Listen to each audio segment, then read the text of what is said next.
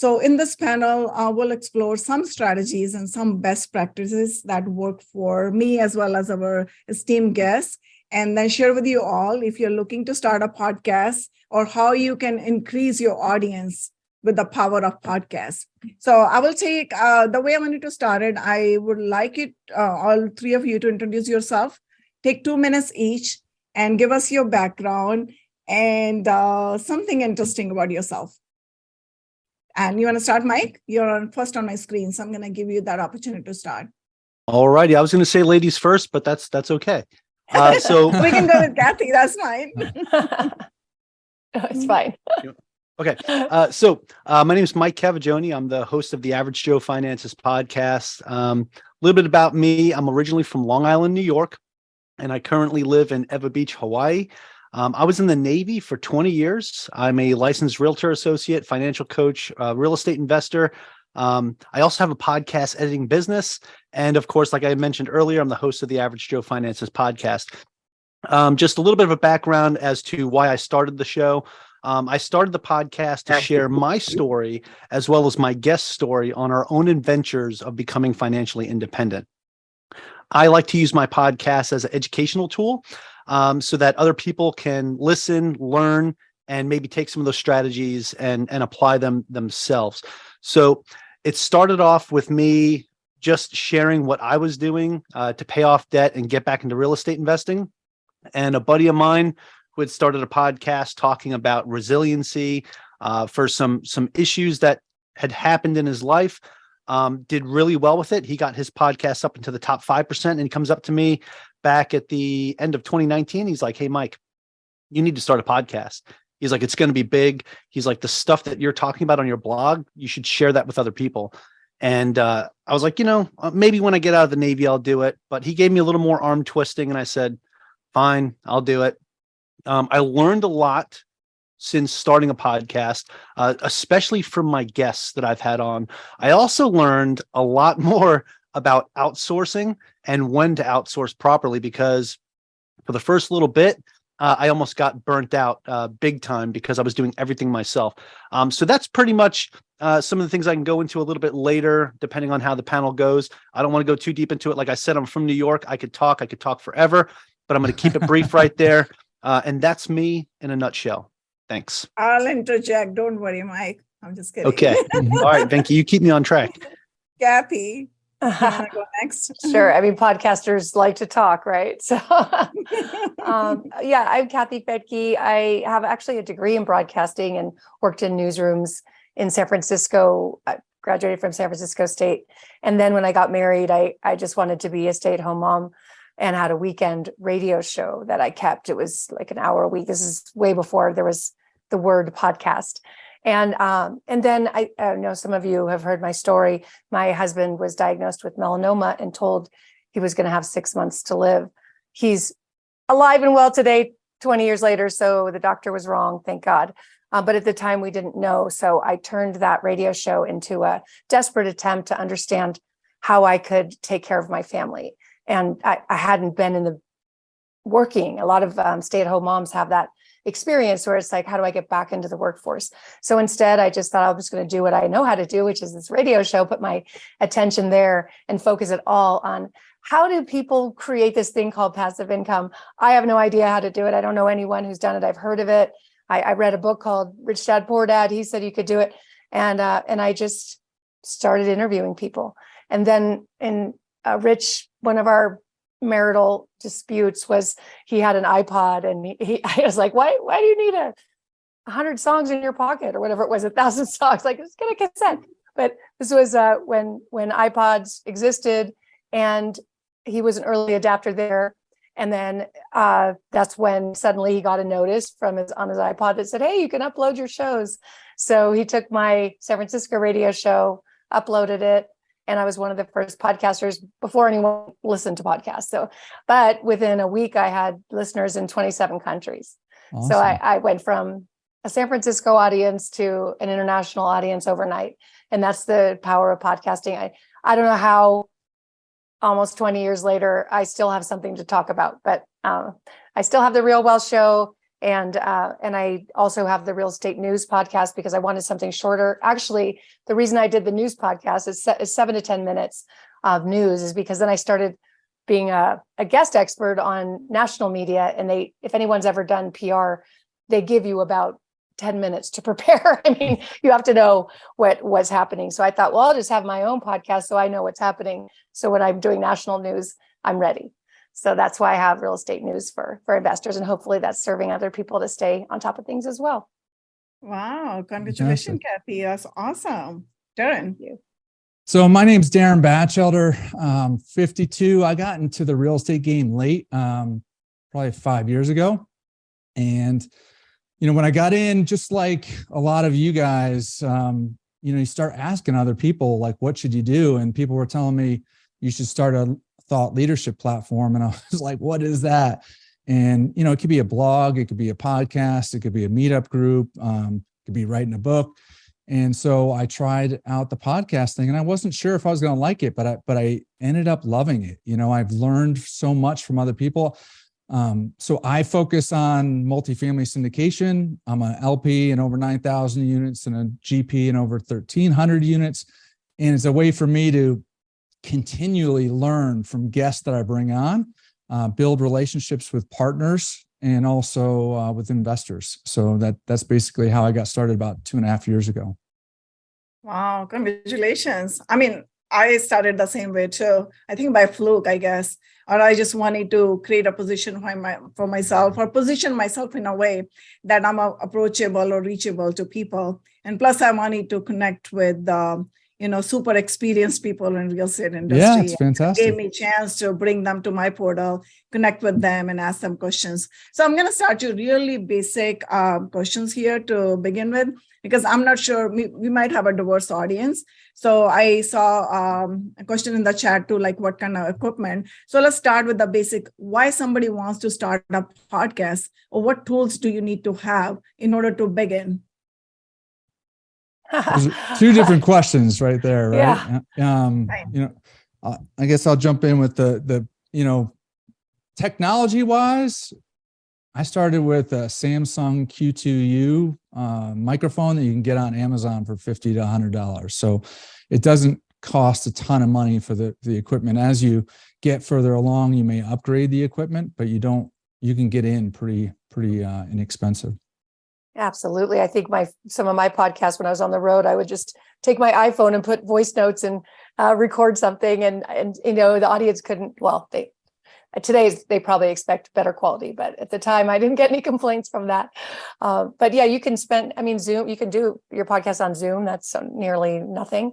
And just a Rode mic, I'll let you guys talk technology, but it definitely doesn't have to be that expensive. Right. I started off with a basic Blue Yeti. I think it's $100 mic and it worked out just fine. There's plenty of really cheap equipment. And I've even seen people do podcasts with just a set of Apple AirPods and their phone. So definitely lots of possibilities there. And that's decent quality as well. AirPods are surprisingly good audio quality. So yeah. That's true. I started with a Yeti too. I still have Yeti. That's what I use.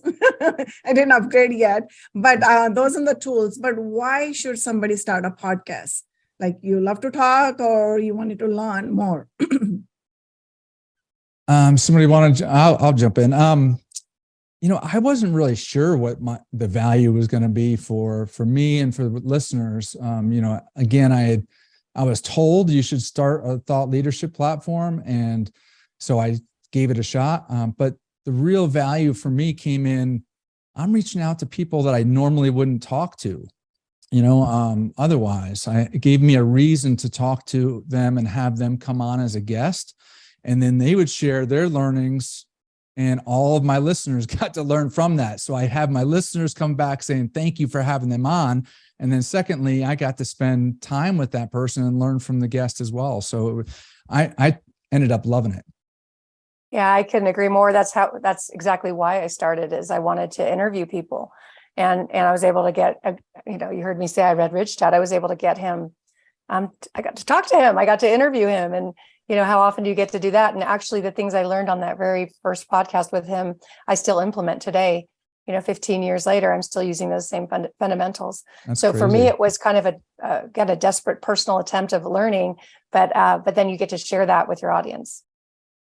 100%. And the other thing too is what you get to learn as a podcaster yourself. I was pretty green behind the ears, when I first started my podcast, and I was still learning about multifamily.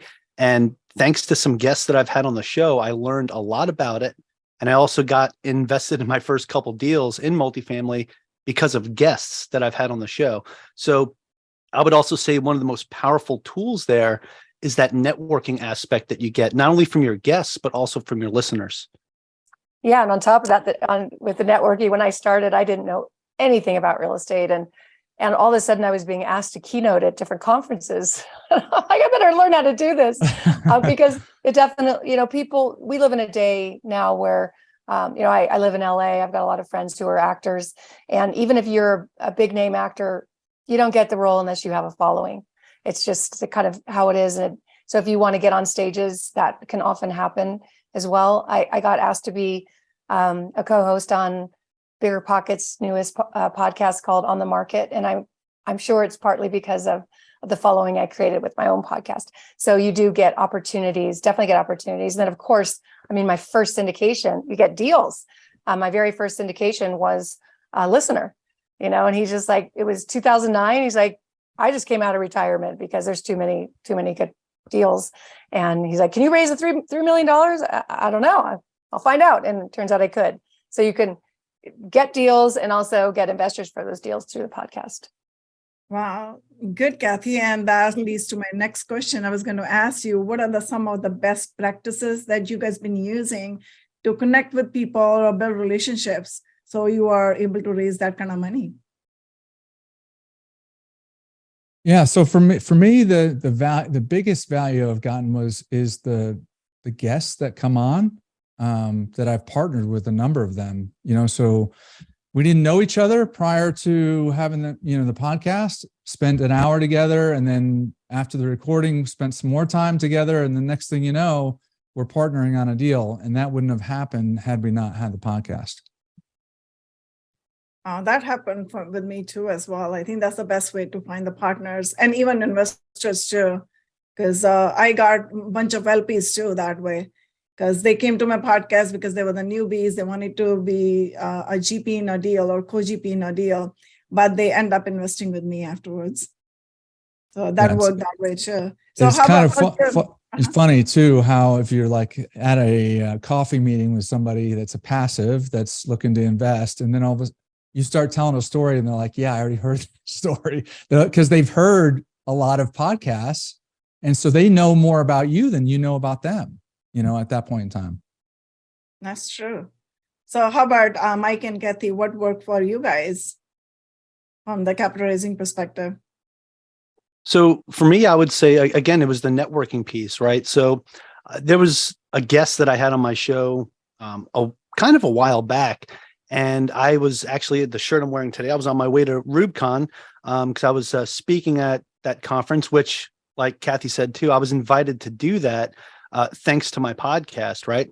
And when I was on my way out there, a previous guest that I had on the show said, hey, I have this deal and I'm limiting it to just a couple people.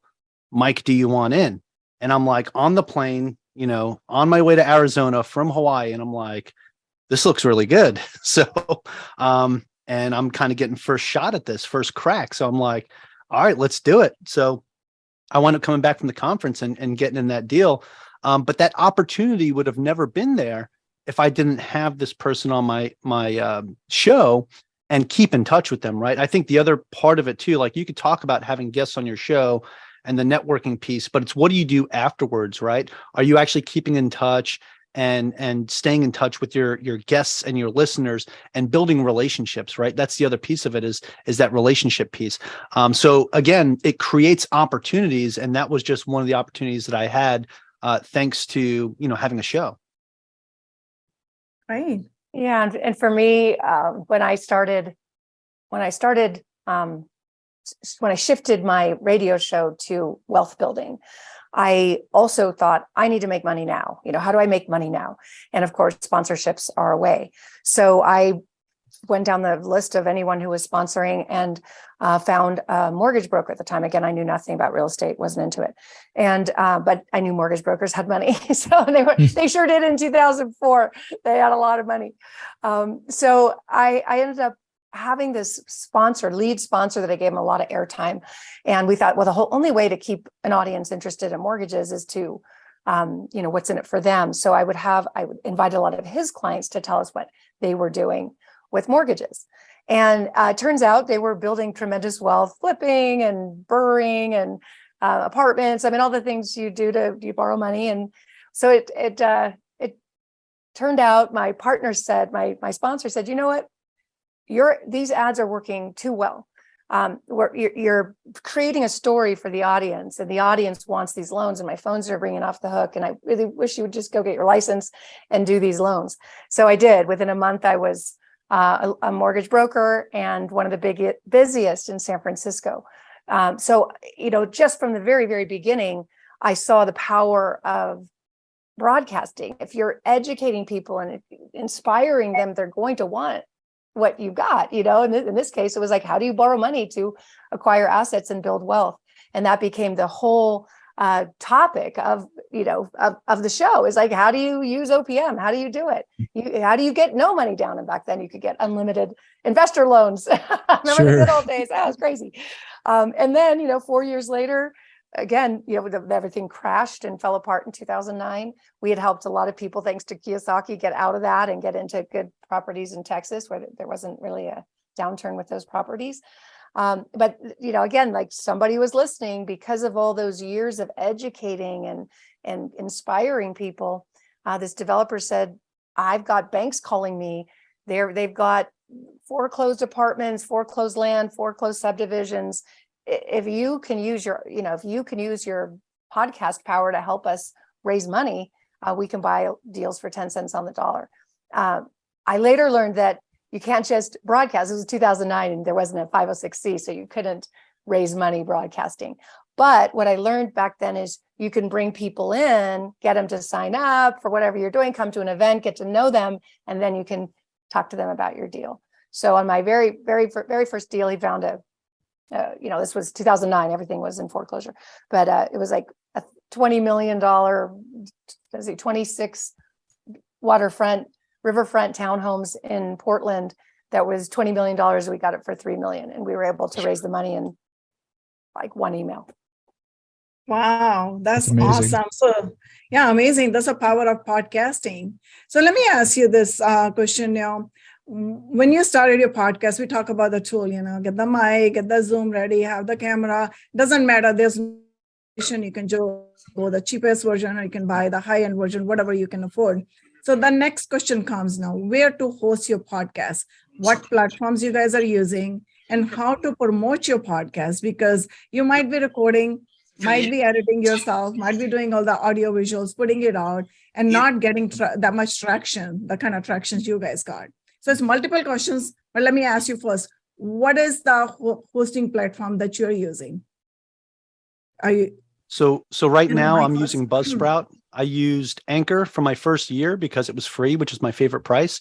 I quickly realized that there are better ways to host your podcast and get it exposed to more platforms. And that's when I switched over to Buzzsprout. And now my podcast is on any platform you could listen to a podcast. You could find Average Joe Finances. Great. And how about you, Darren? I'm on Libsyn. Oh, is it good? Yeah, it's worked out just fine for me. Yeah, me Great. too. Same. Oh, awesome. And then how about for the editing? Do you guys edit yourself, or do you recommend to hire somebody as a podcast editor to begin with? Or initially, can you do it yourself using Audacity or something? My husband did it for years. Then he got promoted to CEO. So, but yeah, you can. Oh my gosh, there's so many ways to get it edited, but we have someone in-house full time. Yeah, I used to edit myself. I used to use Audacity, and then I used to use the basic video editor. Now I have a podcast editor. But I would like to hear you guys how you started and which is the best platform to use for the editing? Yeah, I will say I started off myself, doing it all myself, using, like you said, Audacity. I was using DaVinci Resolve for videos, That's a good and I one. started using Descript for a while. But about 6 months into it, I was getting burnt out and realized that, I was spending about 8 hours per episode throughout the week. If you put it all together, I'm like, this is way too much. I'm taking away too much time from my family for something that's supposed to be a hobby and something that I'm supposed to enjoy. I'm not getting too much enjoyment or fulfillment. And that's when I decided I was going to hire an editing team and let that, kind of let that go and pay for it. And at the time, my podcast wasn't making money. I didn't have sponsorships or anything like that. I just said, you know what? It's worth the time that I'm going to get back. So I'm going to pay. And then shortly after doing that, and I was able to focus more on marketing my podcast and sharing it and getting it out there, I started to notice the growth that happened just from something as simple as outsourcing the editing. And that's when I said, okay, now I'm looking at different things here where I wound up getting my first sponsorship. I wound up getting doing some affiliate marketing on my podcast, and now my podcast started to make money, and then it started to pay for the editing, and then I hired a VA, and I started to be able to pay for my VA all from the podcast. So that is huge. It became its own self-sufficient machine. So now I just record the content, I upload it, my VA and editing team take care of everything, and I just sit back and watch. Right. That's And awesome. then now you have a company too, right? You do the editing for others as well. Yes. Yep. So the same team that I hired also does it for other podcasts as well. Great. So Darren, I'm going to ask you this. How do you promote your podcast? Initially when you started recording it. And also before that, I should ask you this question, timing is the key, right? People don't want it to listen to very long podcasts too, or sometimes it's too short. They do not get whatever you're trying to say or deliver your message. So what is the timing that's right for your audience? That's a good question. So when I got started, so I'm a big believer in, using other people that have already done what you want to do, right, in life, and then hire them to learn from them. So when I got involved, I didn't know nothing about podcasting. So I went to a podcasting conference, Podfest. I met a consultant there. I hired that consultant. He helped me kind of roll out the podcast, and his team does the editing and all that. But what was key is, I also read the book Start With Why by Simon Sinek. And it's really thinking about, why are you doing it? What kind of value are you providing to the listeners? Who's your avatar? Who's going to be your listener? And so for me, I thought about, okay, well, when I started investing and as a passive, I really wanted to get to know the sponsors, not just how many deals they did and what the returns were, but get to know them as people. And so that's kind of the format that I've built, because that was something that was important to me. So each of the guests that I have come on, I have them talk about, what their experience in multifamily, but I also have them talk about them, themselves and their, what they believe in and, what's important to them, so that if people want to invest with them, they have a better understanding of the person. Great. And Kathy, you've been, you said for 20 years, you're running your podcast, right? It's a long time. So I'm going to ask a question regarding sustainability question. How did you sustain for that long? And also, how did you start the promotion? And then now you are like ranking maybe in the top number one podcast. How did you get there? What was that journey like? Yeah, I haven't been podcasting for 20 years because I don't think podcasts have been around for 20 years. I've been in radio that long. Radio for them, sorry. Yeah. So I was on a big station, KSFO in San Francisco, so that had a natural audience. But and then I was one of the first podcasters, so that helped a lot. I think starting out now would be it'd be a totally different experience than the experience I've had, because there were very few others, and I think because of my downloads, I rank high still. So, but as far as longevity, there was a time when I got bored with it and just couldn't think of any more topics, and sometimes would go months without doing a show. Just got kind of lazy about it, and it obviously started to go down. Some podcasts are still ranking high, even though they haven't had any new shows. But then I realized, okay, I need that VA, that virtual assistant. I need somebody to help me stay on track. And that's why we have an in-house full-time person, but you can have a VA. It's really important that you be consistent with the days that you come out with your show, my husband was a great coach on this. He said, keep it short. A lot of people like to ramble. I rambled for hours when I started, thinking that everybody wanted to hear what I did for my weekend and that I'm the most interesting person in the world. They're listening, they're busy, they want to learn something, they want their lives changed.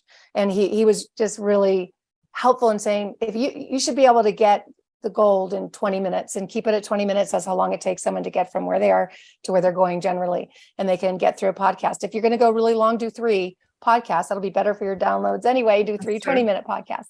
But rambling is probably the biggest problem. That is, people do think that they're the most interesting person in the world. And then if you're the host, then that's even worse if you're rambling, because then your guest is just sitting there staring at the wall. So it should always be all about them. Right. And that makes it interesting, right? Because they're interesting. Yeah, it's a great tip. I like to keep my podcast like 25 to 30 minutes too, not more than that. So Mike, can you shed some light on the promotions too, how to promote the podcast? Yeah, absolutely. So one of the things that I've found is, everybody thinks, post it all over social media, right? And that's good to a certain point, right? If you're going to post like in Facebook groups, you don't want to post in all of those podcast Facebook groups because you're going to get no traction whatsoever. If you're going to post in a group, you want to post in a group that targets your avatar, right? Who's your listener? So if it's a group that will allow you to do that, that's great. If not, maybe interview one of the admins in the group and then get your way into that group that way. I'll give you an example. I interviewed a very popular TikToker. She had over 600K followers at the time, and brought her on my show. And she had a Facebook group about freelancing, right? Because this was a podcast episode about side hustles and everything. And after I interviewed her, I said, "Hey, is it cool if I share this in your group?" And now her group had thousands and thousands of people in it. So she's like, "Yeah, sure, no problem." So I shared in the group. And that became one of my most popular episodes because of the reaction and response that I got from interviewing the person that runs that whole thing, right? So that's a great way, is to get a group admin. The other piece is create your own Facebook group, right? Create your own following, because as you're building your podcast, the whole point of it is building yourself and your brand, right? You are building yourself as a brand. So you want to have a group where you can reach out to your listeners and kind of speak directly to them. The other thing is TikTok, and I know a lot of people don't like it, but TikTok and YouTube Shorts are huge right now. Instagram Reels, huge right now. So if you stay consistent, and you're always posting in there, you're going to get traffic back to your podcast. It might not be the 1,000 people that watch your reel. Maybe you'll get 15 of them back to your podcast. But if they've subscribed, then that's a new follower that you have downloading your podcast every single time a new episode comes out, right? So the numbers might not be as huge as you want them to be, but over time, it's going to become gradual, just like any investment, right? You don't start off going all in on something and expect to double your returns in a month, right? It takes time. So you want to build it up gradually. And once you get to the point, it becomes this self-sustaining machine, right? And you just keep building growth that way. Another thing too is LinkedIn. LinkedIn is very, I think, underrated for podcasts. I think it's a powerhouse. If you're consistently posting on LinkedIn, or if you have a LinkedIn page for your podcast, which I do for mine as well, that can help create new followers and listeners as well. So social media to me is big.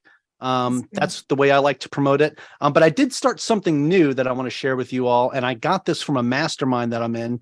But I started offering my guests ad spots where they can purchase ad spots for their episode, right? So we can either advertise it on Google or advertise it on social media, depending on whatever they choose, right?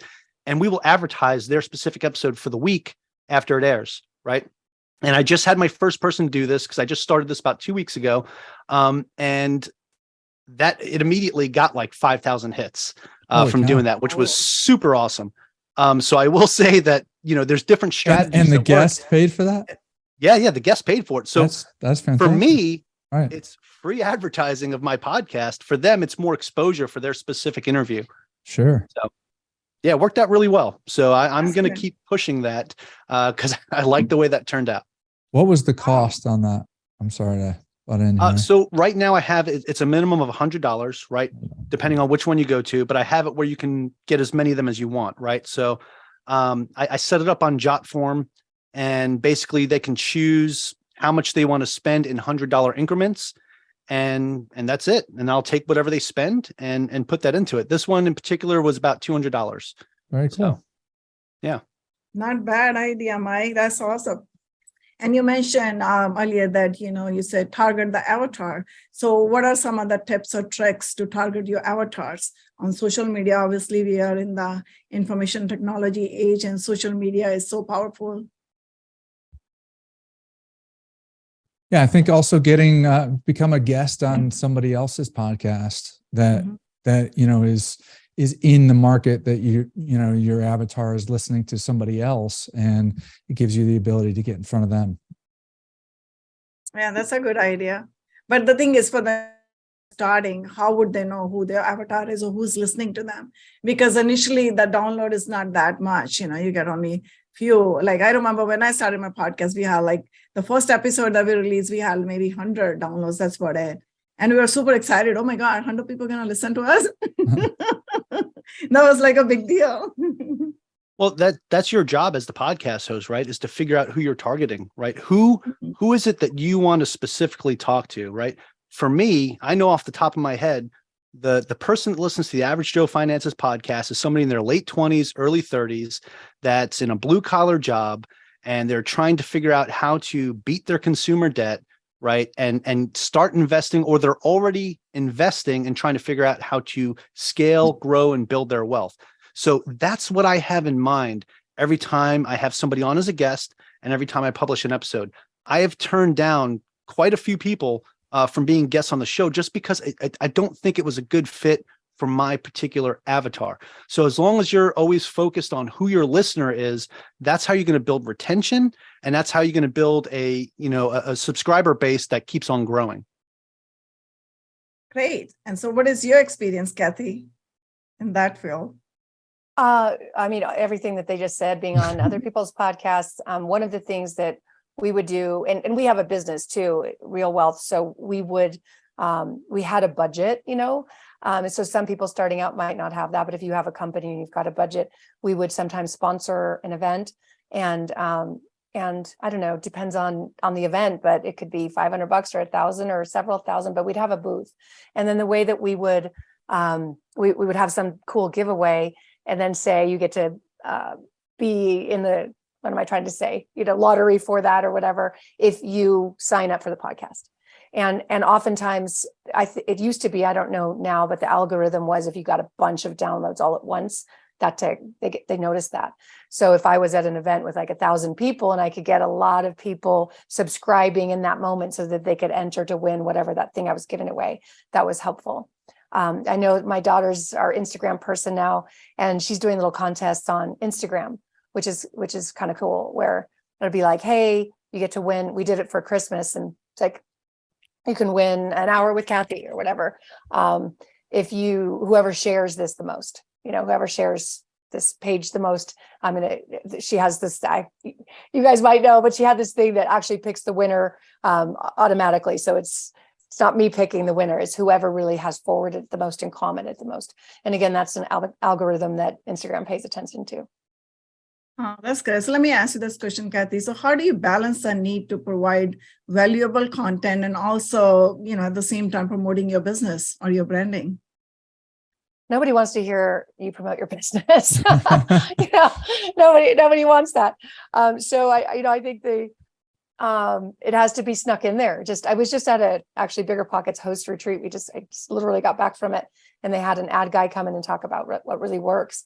And they said, the ads that are just ads that are read, like nobody listens. We all fast forward through, right? Mm-hmm. So, they were saying if you weave it into your story or talk about, wow, I feel so much better because I just had some green vibrance this morning, I never get sick from that, that people are going to pay attention to that more. So I'll weave in what I'm doing. Like right now, I'll weave it in. I'm in Park City at our development here that we're building called Discovery Ridge. I'm sitting here. Like you do it in a way that that it just is part of the story, but always, always, always, always the audience is number one. The audience, you've got to think of who that person is. Think specifically of that avatar. Who is that person, and would they care about what I'm talking about right now? And if they wouldn't, don't talk about it, because you're going to lose them. Yeah, I like that. And plus, I think storytelling, that's a key in any podcast. And then when you're bringing the stories, and people mostly resonate with the stories. Otherwise, if you're just pitching, or trying to sell them, or branding just yourself only, people don't like that. They're just gonna not listen to you. You won't have that much listenership. So every time bringing a cool story about somebody's life, like Darren said, he brings the success stories. I do the similar thing too. But what I do is I add a little bit more technical aspect in there, because I dig a little bit deeper, like what exactly did you do in the multifamily? So it's more like a little bit educational too. Their story plus a little bit educational. Like, for example, somebody's doing the asset management, what worked, what didn't work, so they can tell us that too. So that way some cool tips people can pick up from there as well. So that works as well. So I'm going to go ahead and ask you this question now. So we talk about the promoting the podcast. So how do you get into the number one rating? What is the secret there? Because I know people always say that my podcast is in the top number one podcast. So how do you get that ranking? I'm not there, so I'm not answering. I was really shocked because obviously Bigger Pockets has 2 million people on their list, and it's easier to get a podcast launched. But our new podcast got in the top, 10 in business on however they see however they find those rankings, like really quickly. So it's everything. It's everything. It's all the things we're talking about lead towards that. But coming out the gate, you got to be super strong, super, super strong. The first 10 shows, have them ready, have them awesome. Make sure there's big guests on those shows and that you come out with power. And ideally, I know Joe Fairless called me 10 years ago and asked the same question. He was just starting out. And his way of doing it was literally having a show every single day, because that really adds to the algorithm and the downloads. And he took off. I mean, look at him. And then think of all the different guests if you're doing a show every single day. Right. I didn't know that he would move to number one so quickly, but he did. So that was his way. Yeah, I can't do every single day. I'm doing twice a week. But Kathy, I don't know if you remember, I was talking to you a long time ago. This is shortly after my podcast hit the top 1%. And we were talking about something about podcast strategy. And you were asking, it was in a group somewhere. You were asking for help on something. I think it was in the Bigger Pockets group. And I looked at your podcast. I'm like, okay, I'm in the top 1%. What can I do to help Kathy? And I'm like, wait, she's in the top 0.5. I can't help her. She's like already crushing it. So, but I think the big thing is just that consistency piece that you were talking about, right? And again, targeting your avatar and making sure that you're providing value to your audience and keeping that retention, because the retention piece is huge. And like you had said earlier about getting those large spurts, like if you're at an event or something and talking about your podcast and doing giveaways, that's huge. I've used King Sumo to do giveaways in the past, and not only to help build my email list, but also to get more listeners on my podcast. One of the criteria to get entries was to go download and listen to a podcast episode. And by doing that, it also helped me get more subscribers and things like that. So those big spurts are going to help you get up there. I've hit the top 100 a couple times. I've never been as high as Kathy on the charts, but that's just some of the stuff that I've done to get there. But like you said, the giveaways are huge. Wow. And you guys are using your podcast too. So can you shed some light on that too? How to monetize your podcast? I haven't learned how to do that. I haven't learned the sponsorship part yet. Honestly, that's like our next phase, because I just, was at Bigger Pockets, and that's one of their models is the advertising. I just never wanted to have ads, and I felt like I really needed to vet everybody. And boy, you have a huge responsibility when you're a podcaster of being right. You can't. I've had people on who were then, a month later in jail. So you really have. you've got to be careful who you have on. Office is laughing, but it's not funny. You have a huge responsibility. So I was always nervous about having sponsors, but that is certainly an obvious way to do it. The other way is to have a business. Like I said, when I was very, very much starting, all I wanted to do was understand passive income, and had my sponsor being the mortgage broker. Like, how boring could that be? We're going to sit and talk about rates. I literally came home and told my husband, I'm a sellout. I now have a mortgage show. No one's going to listen. I'm going to lose my audience. And he was the one that said, well, make it human interest, just tell stories about people getting mortgages. And then you're not selling anything. It's attraction-based marketing. You're just telling the truth. Here's how it works. And then people call you and they want that. So you need to have something you're selling or doing, and all the content would be pointing towards that and pointing towards your website where they sign up, and then you can reach out to them. Wow, that's great. You know what? I found one thing in my podcast too. Before I ask you the next question, I'm going to share that, because when I bring like average people to my podcast to listen to their story, I get more downloads versus I bring somebody big like Grant Cardone and somebody, because people feel more related to that person who's just like them. And they wanted to hear their story and then see how they can advance or take the next step in their journey. So I'm not sure if you had the similar experience in your podcast. Can you share that? Jared? I'll jump in on You're that. in the multifamily. So I think that I've seen some of that same thing happen. I think it's for a couple reasons. One, what you said, some people can't relate to the person that has 5,000 units and they're just trying to get their first deal done, right? Mm-hmm. So they kind of can't relate. So having somebody at different levels, that they can relate to is ideal. Secondly, the person that, isn't the Grant Cardone most likely is going to share it with their network. And where you get somebody big, they're most likely not going to share it with their network. So you end up getting somebody, more junior, but then they promote it themselves. The guest does, and that helps the downloads and the feedback. Yeah, I'll say that I 100% agree with Darren there. Like, I've seen both sides of it, right? So I've had Brandon Turner on the podcast, right? And that right there, just the shock factor of it would get a lot of downloads off the bat, but it would kind of fizzle out, right? Whereas when I have somebody else come on the show that's, just either just starting off, or they're, not as, they don't have like 190 million in assets under management. Maybe they have 20, right? And they're coming on and sharing their story. Again, it's more relatable. But two, one of the things that I like to do is every guest that comes on my show, when their podcast episode comes out, I send them the full audio, the full video, an audiogram, a caption video, the podcast artwork. I send them everything and I say, here, take this. And if you want to take the full video, you want to cut pieces out and share it, do whatever you want with it. But this is all yours to promote, on your own channels, whatever you want to do with it. When the episode drops and I post it on Instagram or I post it anywhere else, I will tag them as a collaborator. So if they accept it, it shows up on both of our pages that it's a group thing. So those have been really helpful. And the fact that if you provide them the materials, they're more likely to share it with their followers and listeners as well. Yeah, you guys, oh my gosh, that is so true. And there was a time, as you grow as an investor, you at least for me, I would want to interview more sophisticated people and, talk shop and talk this lingo that actually my avatar doesn't understand, because our company, Real Wealth, helps new investors build their portfolio.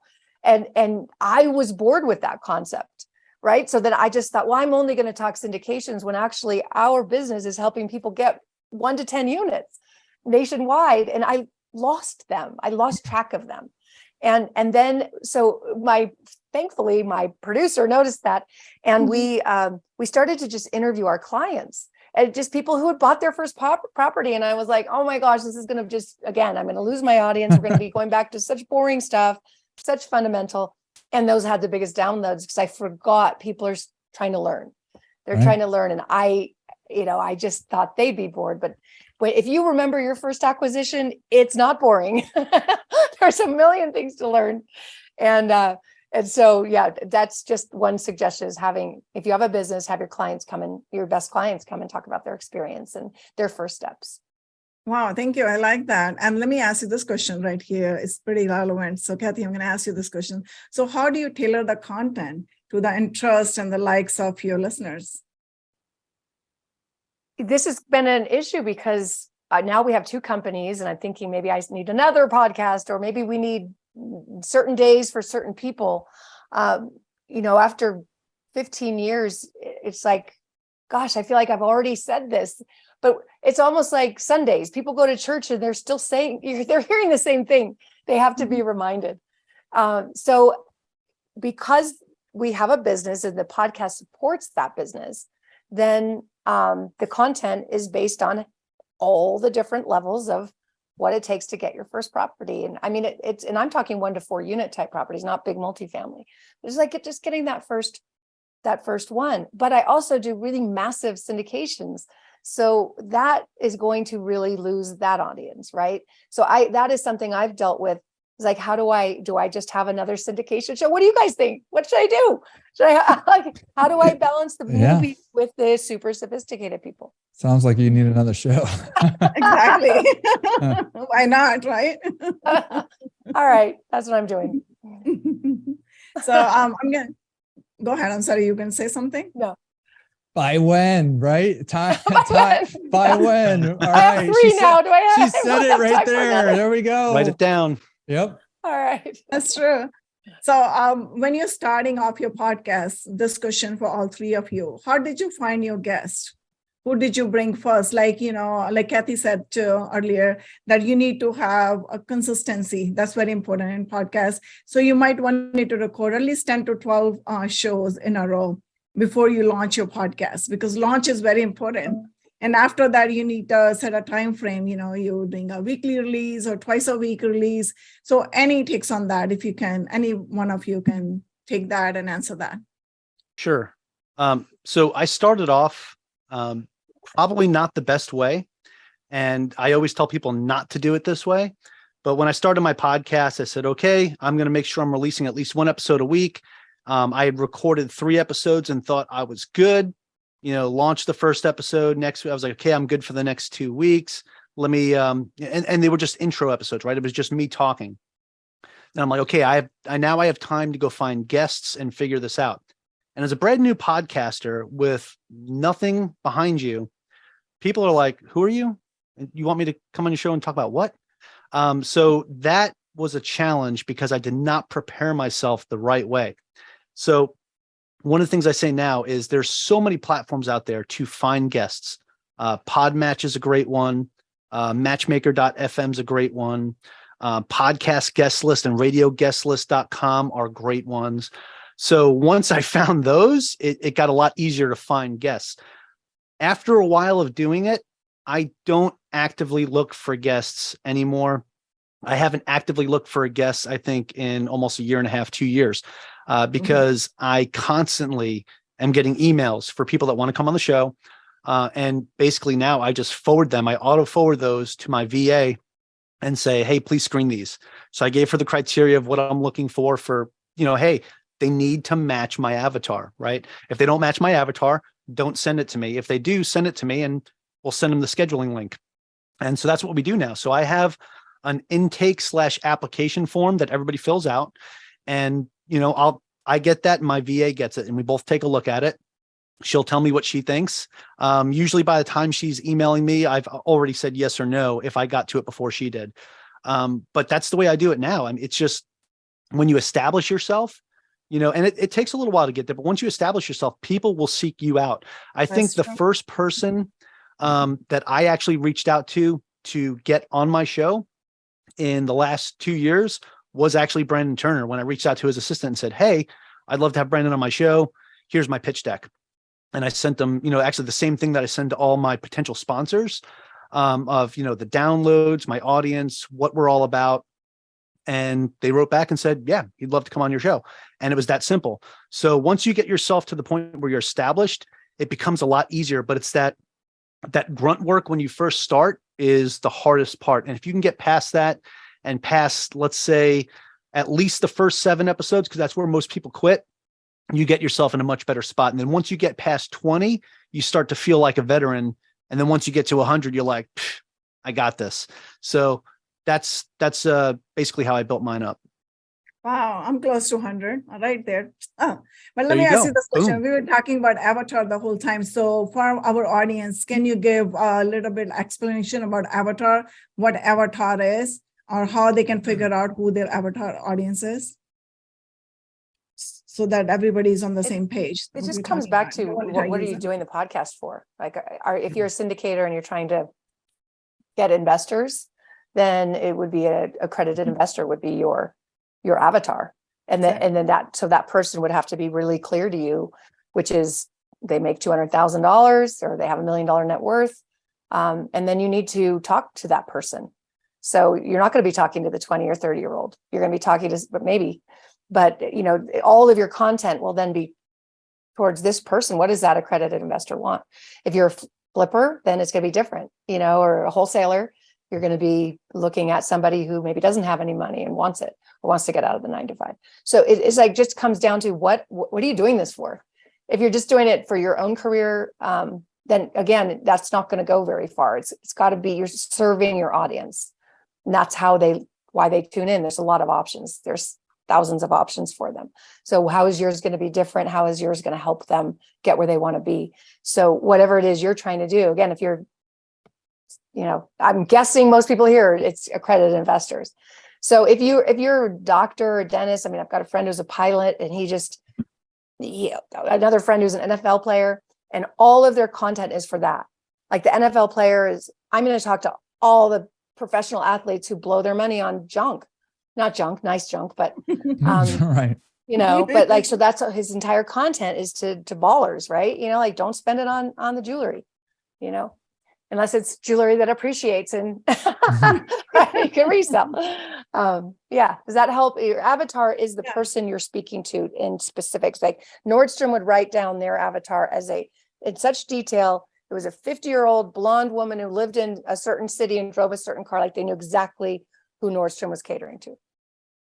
Thank you so much, Kathy. That was a really good description. So let me ask you one last question before I move on to the challenges, like what challenges you have faced in the podcast when you're starting early on. And then I think I was looking in the chat, somebody put a question in there. I was looking for that. Give me 1 second. Let me figure out what was the question.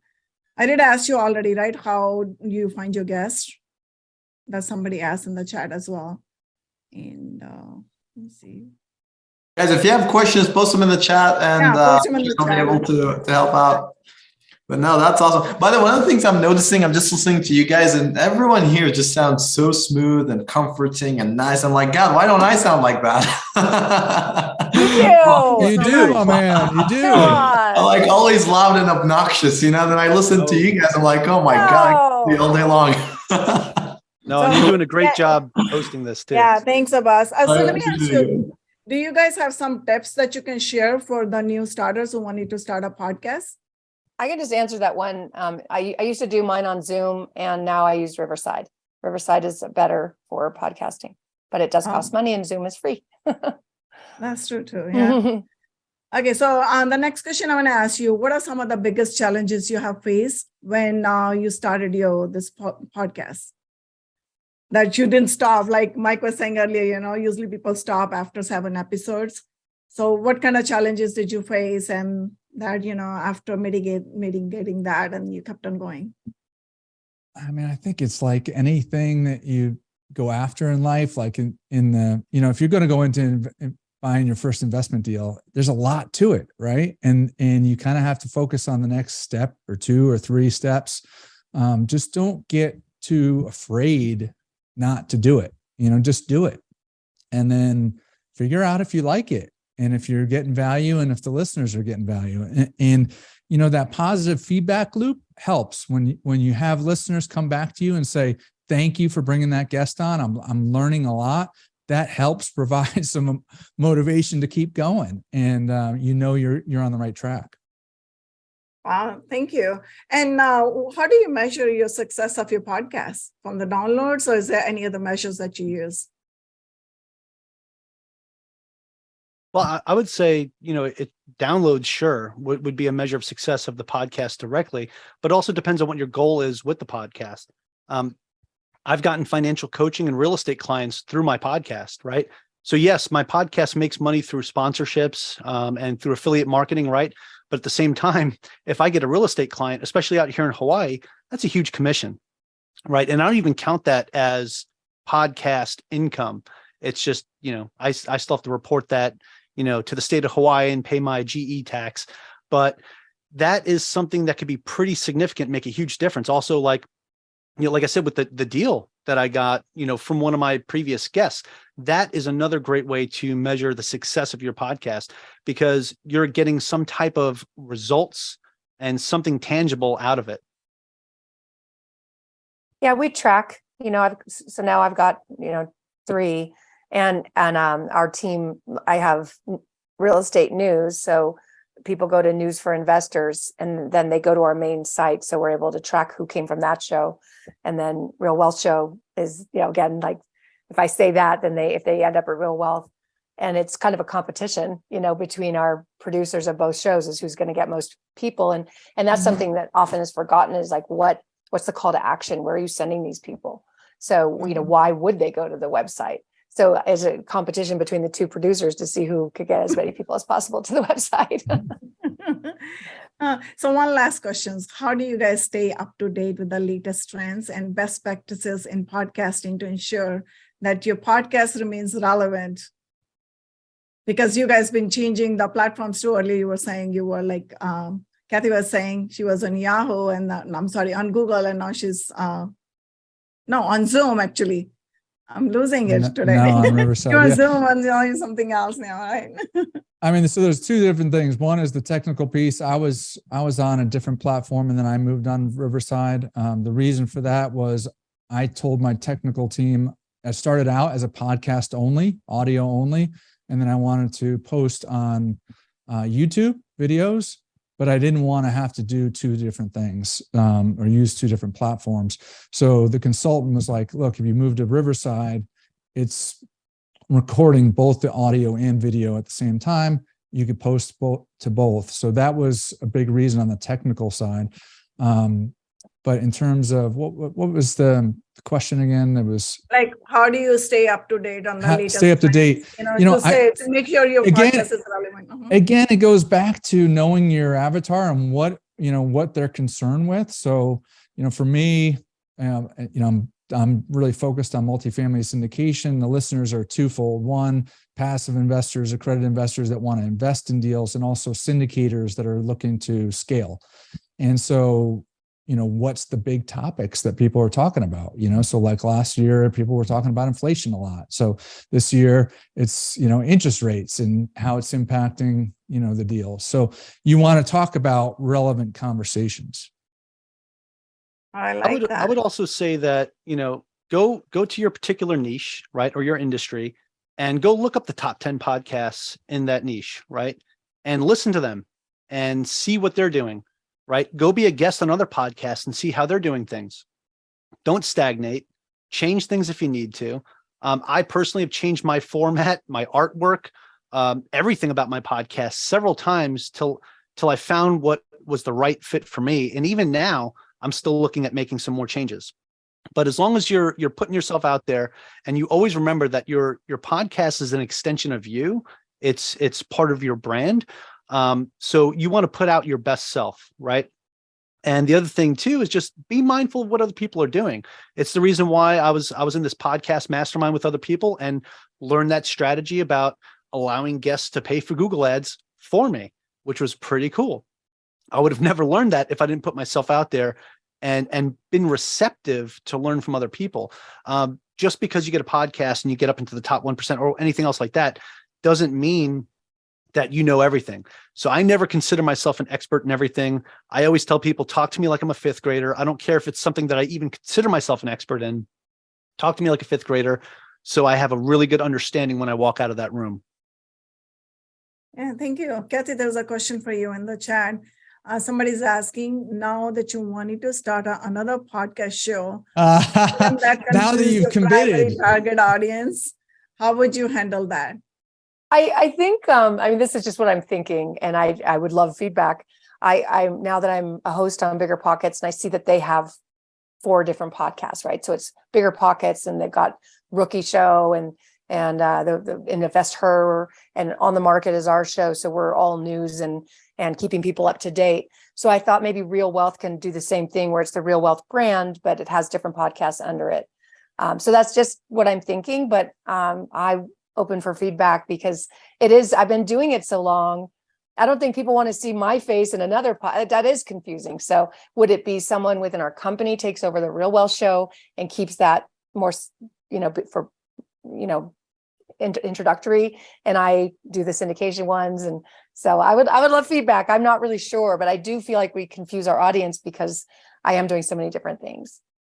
Oh, so there's another question, and what would you like to see from a potential guest on your podcast if they're pitching you? Me or just anybody here? Just for anybody, all three It's a of great you. question. Such a good question. I like what Kathy said, is that you do have a responsibility to your listeners. So, everybody is different on how they do it. But traditionally for me, I want to know the person. It doesn't have to be, I know the person individually, but they may be 2 or 3 steps removed.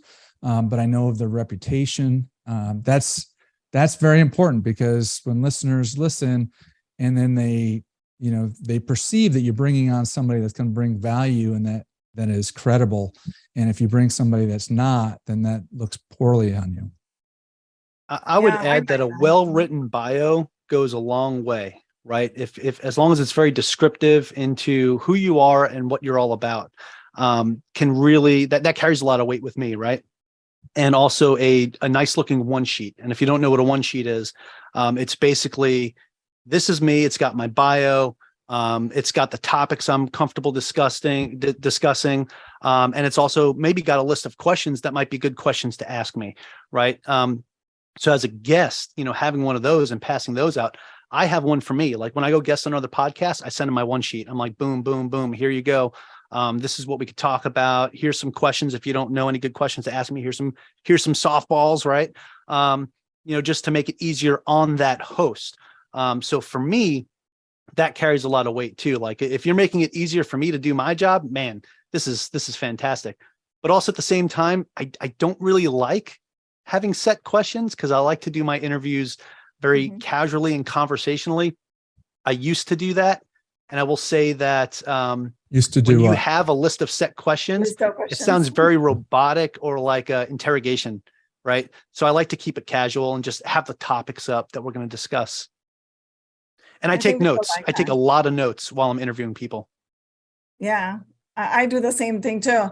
But I think it was super awesome to get to know you guys more today and learn about your podcast and how you're scaling your podcast or promoting your podcast and bringing these awesome guests and having all these conversations, adding tons of value to the community. I'm going to ask you one question here is, can you share with us, where the newbies can go, like some podcast communities that they can join learn from the other people? Because there's so many freebie things available out there, right? People put it kind of in a groups, okay, buy this equipment or invite this guy or connect with this person. So any communities like that, if you can share with us.